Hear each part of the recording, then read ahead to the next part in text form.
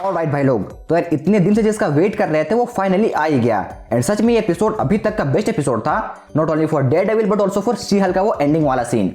मतलब अभी तक हमने शी हल्क का मॉन्स्टर वाला वर्जन देखा ही नहीं था, बट इस एपिसोड के एंड में हमने उसका मॉन्स्टर्स वर्जन देखा।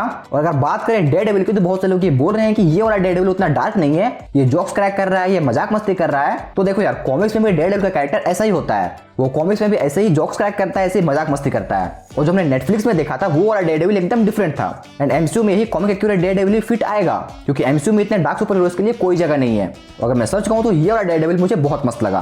तो एपिसोड की शुरुआत में हम देखते हैं लीफ फ्रॉग को, जो कि दो चोरों को रोकने की कोशिश करता है, लेकिन ना ही वो उन्हें रोक पाता है और ना ही खुद को पिटने से बचा पाता है। तो अगर बात करें मार्वल कॉमिक्स की, तो कॉमिक्स में लीफ फ्रॉग एक सुपर विलेन होता है जिसका नाम विंसेंट पेटेलियो होता है, और ये टॉयज कंपनीज के लिए नई नई चीजें इन्वेंट करता है। लेकिन उसी के साथ ही साथ एक बहुत बड़ा लूजर होता है, जिसके चलते उसके इन्वेंशंस पेटेंट ऑफिस से आगे निकल ही नहीं पाते। एंड इन्हीं सब चीजों से परेशान होकर वो खुद के लिए एक लीपिंग कोच को डिजाइन करता है, जिसकी मदद से वो बहुत ऊंची ऊंची छलांग मार सकता था। जिसके बाद वो खुद एक लीफ फ्रॉग नाम के सुपर विलेन में ट्रांसफॉर्म हो जाता है। लेकिन इस एपिसोड में जो लीफ फ्रॉग हमें दिखाया गया है वो विंसेंट पेटेलियो नहीं, बल्कि उसका बेटा यूजिन पेटेलियो होता है, जो कॉमिक्स में एक सुपर हीरो होता है, ना कि कोई सुपर विलेन। वो अपने फादर का ही टेक का यूज करता है, लेकिन अच्छे काम करने के लिए, एंड अपना नाम रख लेता है फ्रॉगमैन। और आप सबका तो नहीं पता, लेकिन ये बंदा मुझे बैटमैन की सस्ती कॉपी लग रहा था, क्योंकि सबसे पहली बात तो ये कोशिश कर रहा था बैटमैन की तरह विजिलेंटी बनने की, एंड इसके पास बैटमैन की तरह एक सीक्रेट लेयर है, और तो और इसके पास बैट सिग्नल की तरह एक फ्रॉग सिग्नल भी है। लेकिन ये उतना स्मार्ट नहीं है, क्योंकि अपने सूट में जेट फ्यूल कौन यूज करता है भाई?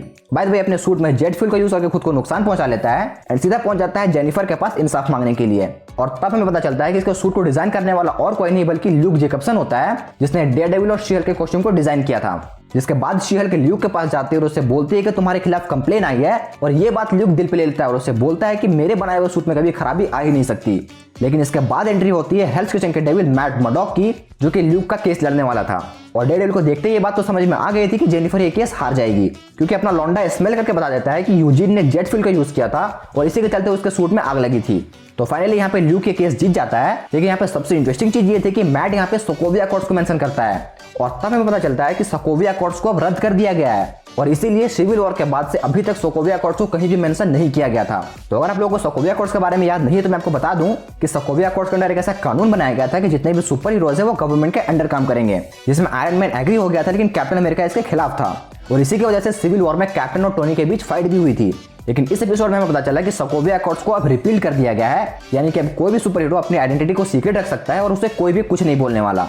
By the way, case dismiss होने के बाद जेनिफर एंड मैट मर्डॉक एक बार में मिलते हैं, एंड मैट यहाँ जेनिफर को अपना वाला ज्ञान देता है कि कैसे वो कोर्ट के अंदर लोगों की मदद कर सकती है जब सोसाइटी उन्हें फेल करे, और कोर्ट के बाहर हेल्प कर सकती है जब लॉ उन्हें फेल करे।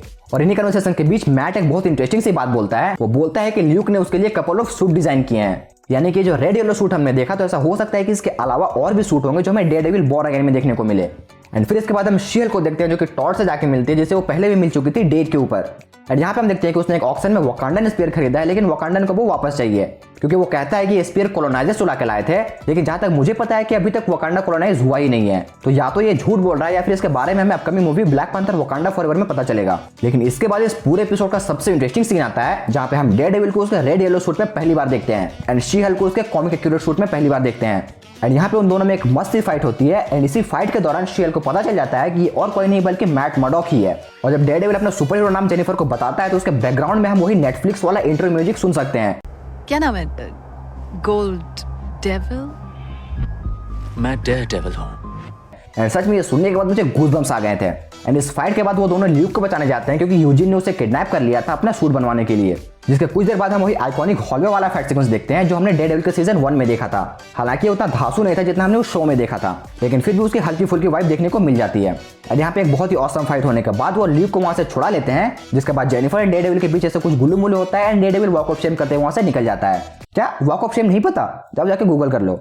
बाय द वे, ये सब कुछ खत्म होने के बाद जेनिफर मस्त फोर्थ वॉल ब्रेक करके बोलती है कि सब कुछ तो ठीक है, लेकिन अभी तक ये एपिसोड खत्म क्यों नहीं हुआ? जिसके बाद वो रेड हल्क को भी मेंशन करती है, तो हो सकता है कि अगले एपिसोड में हमें रेड हल्क के बारे में कुछ देखने को मिल सकता है। और अगर ये सब कुछ भी कम था तो हमें फिर से वुल्वरीन का रेफरेंस देखने को मिला। मतलब मार्वल वाले अब हर जगह उसे टीज करने वाले हैं। लेकिन इसके आखिर में हम एक बहुत ही बढ़िया सी चीज देखते हैं जो उसके फिनाले के लिए काफी ज्यादा हाइप क्रिएट कर देती है। हम देखते हैं कि जब जेनिफर को वो अवार्ड दिया जाता है, तब इंटेलिजेंसिया वाले जेनिफर और जॉश का वो क्लिप प्ले कर देते हैं जो उस रात जॉश ने रिकॉर्ड कर लिया था। एंड ये सब देखकर शी हल्क अपना कंट्रोल खो बैठती है और उसकी जगह अगर कोई और भी होता तो उसका भी यही हाल होता, क्योंकि वहां पे उसके पेरेंट्स भी थे। खैर यहाँ पे हम शी हल्क का मॉन्स्टर्स वर्जन देखते हैं और जो बात ब्रूस ने एपिसोड 1 में कहा था कि अगर एक बार लोग तुम्हें मॉन्स्टर की नजरों से देखना शुरू कर दे तो वो कभी नहीं रुकेंगे, एंड वो वाली चीज हमें इस एपिसोड में फील होती है। एंड आखिर में वहां डीओडीसी वाले आ जाते हैं, शी हल्क को रोक लेते हैं एंड यहीं पे एपिसोड खत्म हो जाता है। तो ओवरऑल ये अभी तक का बेस्ट एपिसोड लगा मुझे। एंड आपके क्या थॉट्स एपिसोड देखने के बाद कमेंट्स में जरूर बताना। एंड यार प्लीज वीडियो को लाइक जरूर कर देना।